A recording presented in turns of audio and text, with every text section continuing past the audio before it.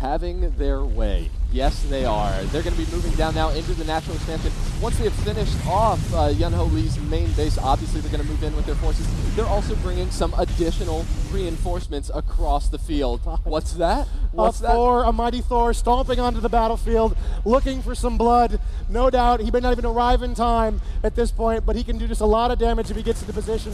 Very strong against buildings. And look, the Terrans trying to find a place to land. Oh, please, where can I go to escape this endless destruction? And there's just no obvious place to run at this point.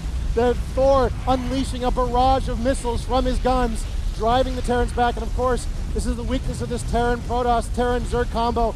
The creep getting in the way of the Terran player, the Terran not able to find a safe place to land. He couldn't even build bunkers in this area because of the creep. And wow, they're just trashing the place. Cinematics holding on really tight. No doubt not wanting to lose this first game, just desperately trying to figure out what can they do to survive this onslaught. And there's the GG. Good game, says Cinematics to Team 1.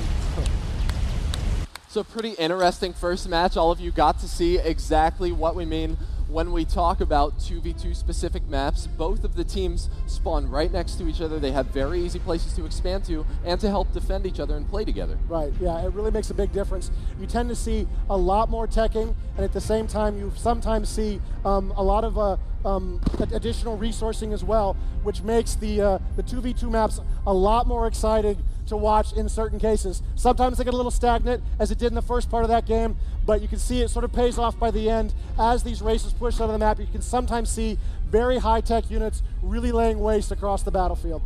So we're going to be moving into the second map. I am not a participant, I am an observer. So here we go.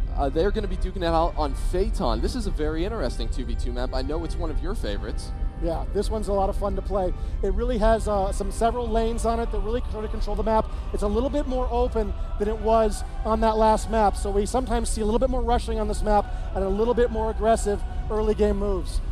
Which is something that we'll likely see. We don't have David quite in the game yet. As you can see, we're just waiting on him to get in there. But Billy is sticking with the blue Zerg, and Hellion will be sticking with the light blue Terran. As we can see, David Kim's teammate, Matt Gocher, will also be continuing to play the orange Protoss. This might be a good time to remind everybody this is a work in progress. We are still working on this game, so you may see some things here today that aren't quite right. Hopefully nothing really awful will happen during the shoutcast, but we are really still working on this game, so there's a little bit of development ahead of us to really finish this thing up and really polish it off. And really making yourselves exposed to the world, letting them see this game. So this might be a good time to point out, there's no money on the line here, there's no big check for these players at the end of this game. Really, all that's on the line here is their self-respect.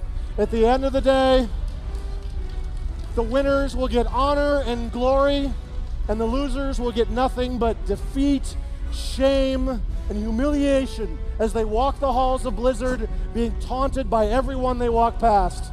I think you just made losing in front of thousands and thousands of people even worse.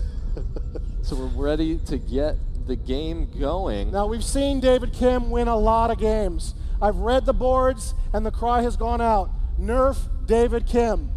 So who here would like to see Cinematics win this next round? Woo! Yeah, that's the entire crowd. Come on, BlizzCon! Woo! BlizzCon. Top left corner of the screen, David Kim playing as the yellow Zerg. Down in the lower 7 o'clock position, Matt Gocher as the orange Protoss. Over here in the 4, we have Hybalisk, Billy Shee playing as the blue Zerg, and all the way above him is Yeon Lee as the light blue Terran. A different focal point on this map is that you have your teammates that are still very, very far from their allies. As we can see, yeah, there is a small choke right out here, leads into your natural, but there's also another ramp that leads into sort of the commune area where you can hang out with your friends. So each player is still very defensible, but they're a little further away from their allies, and it's a little harder to get together to defend one another. And you can see they're not building in the common area. Instead, they're building to protect sort of their natural position. Now, there are 3 main lanes on this map. It's important to notice. There's a top lane that has these rocks. This is a new feature for StarCraft 2. You can destroy these rocks to get access to this top part of the map. And this is something that takes a little bit of a while to do. These are pretty tough rocks. It takes a lot of damage to take these things out. So to pull enough forces off of the battle line to deal with these rocks can be a real risk. You can lose a lot of board control if you destroy these rocks, but at the same time, the enemy may not be aware that these rocks are gone, and it gives you access to this expansion point, and ultimately, it leads across to the right side of the map to access to the enemy's base from the back door, so you can make some sneaky attacks that the enemy may not be expecting.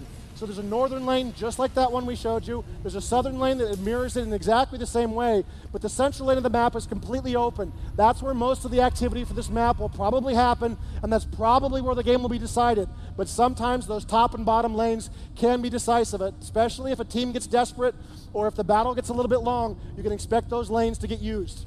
And here moves Yeon Lee up into David Kim's base. He's trying to scout to the best of his ability. He is going to see that David Kim has gone for a fast spawning pool and also for a fast gas. What do you think we're going to see here? It's difficult to say. He might be going for Banelings. Lots of choices for Zerg. Since he knows there's a Terran player on the board and the Banelings are so powerful against the Marines. This map, it's a little harder to defend. It looks like there's a little bit of aggressive move again by Matt as he tries to get some damage off, chasing that wounded SCV away. It looks like that SCV has a chance of escaping. Again, these players going for every inch they can get. Oh no, it's just not looking good. He managed to take out the SCV.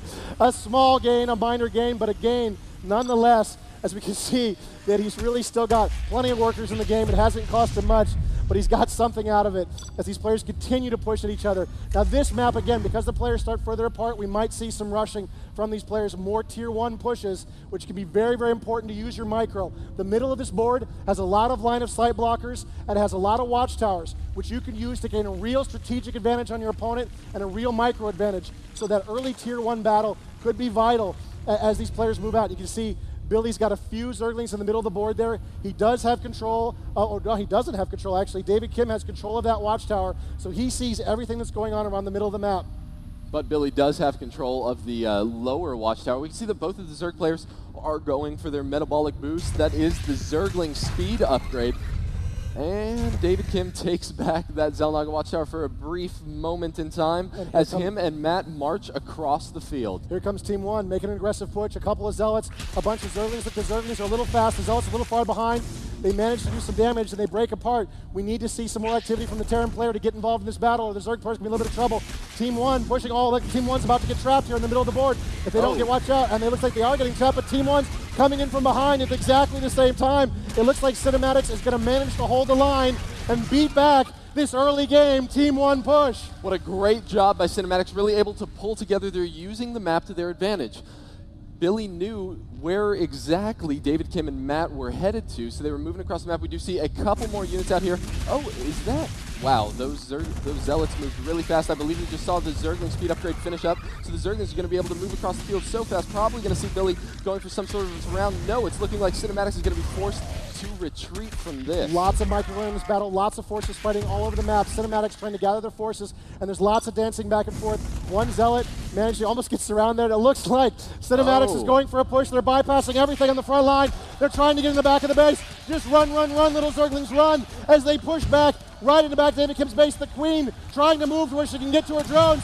The Zerglings pushing in, trashing the place. The drones surrounding the Queen, but the Queen goes down. Taken down by all of those Zerglings. That's a lot of damage and a great economic hit for Billy as he manages to take down the Queen. And you can see all of those drones running away, trying to get out of the line of fire. A good economic raid. Not a lot of Zerglings committed to that fight, but lots of damage done.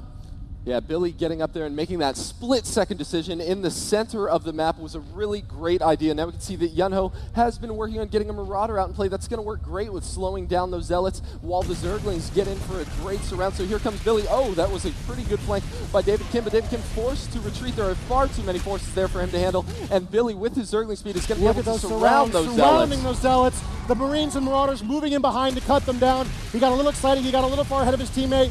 It looks like the Terrans are moving in to try to do some damage, but he does manage to wear down those damaged Zerglings. And now it looks like they're in trouble again as this early Tier 1 battle continues in the middle of the board. The Marauders unable to get away as they're just cut down by all of those Zealots. Far too many units over on the StarCraft 2 development team side. We could see David Kim was able to regroup very quickly, even though that he did lose a few units out there. Matt Gocher, of course, continuing to pump Zealots.